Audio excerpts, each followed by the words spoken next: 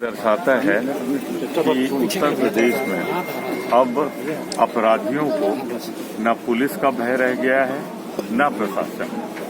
मेरे ख्याल से अपने आप में एक अभूतपूर्व घटना है कि सीओ उस सर्किल के, एसडीएम उस डिवीजन के, सब डिवीजन के, सारी पुलिस फोर्स की मौजूदगी में जिस तरीके से उसने एक दो राउंड नहीं चलाए, 25 राउंड लोग कहते हैं, हो सकता कुछ कम कुछ ज्यादा हत्या होती। पर उससे ज्यादा जिस बात ने मुझे विचलित किया कि जो अपराधी था जिसने गोली चलाई थी उस पुलिस के कब्जे में आ गया। पुलिस के कब्जे से वो छूटा कैसे? दो ही वजह हो सकती है, या तो जानबूझकर छोड़ दिया गया और या वो उनको किसी तरीके से धोखा देकर चला गया। दोनों में अक्षमता साबित होती है। जिन लोगों ने उसे गिरफ्तार किया था, 3 से 2 का मुलजिम था, कम से कम 3 से 7 का तो राही होगा, गोलियां चल चुकी थी, कैसे वो चला गया। और जिस तरीके से वहां क्षेत्रीय विधायक प्रशासन को दोषी ठहरा रहे हैं, वो कह रहे हैं कि उसे आत्मरक्षार्थ अधिकार है। अरे भाई, आत्मरक्षा में आप उतना ही तो करोगे बल का प्रयोग जितना आवश्यक हो, क्योंकि आप 25 गोलियां चला के तमाम लोगों को घायल कर दोगे। दूसरा सबसे बड़ी चिंता की बात है कि वो जाति की और धर्म की बात करने लगे। तो अब भारतीय जनता पार्टी हर मोर्चे पे असफल हो गई। उसे जाति और धर्म के अलावा किसी बात का सहारा नहीं रह गया है। अपराध में भी जाति और धर्म ला रहे हैं।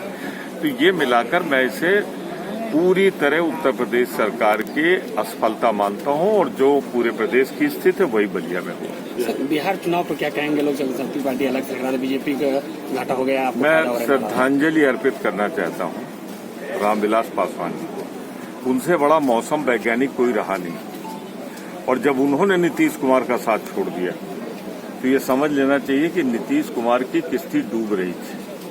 वो जहाज डूबने वाला था, वरना रामविलास पासवान उस जहाज को छोड़ते नहीं कभी।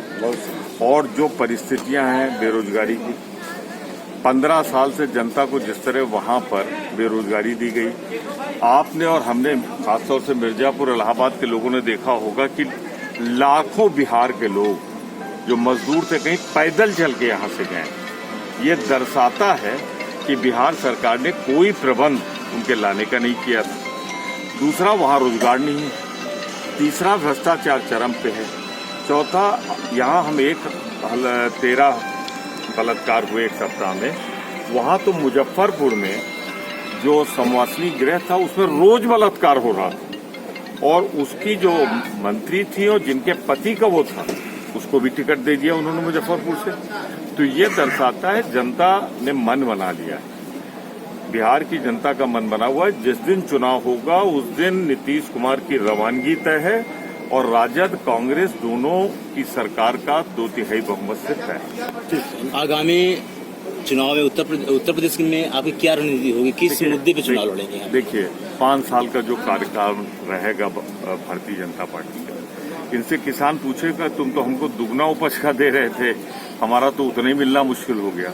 फिर जो कृषि विधेयक लाए हैं, मैं कहता हूं 100 पेज का है। क्या उसमें एक लाइन नहीं जोड़ी जा सकती थी कि एमएसपी रहेगा, यानी न्यूनतम समर्थन मूल्य रहेगा? तो नियत खराब। ये किसान की उपज को खासतौर से अडानी की तिजोरी तक पहुंचाना चाहते हैं। हम उसके विरोध में है। जनता जो जानवर छुट्टा जिन्होंने किसान का खेत चरा है वो भी एक बड़ा भारी मुद्दा है।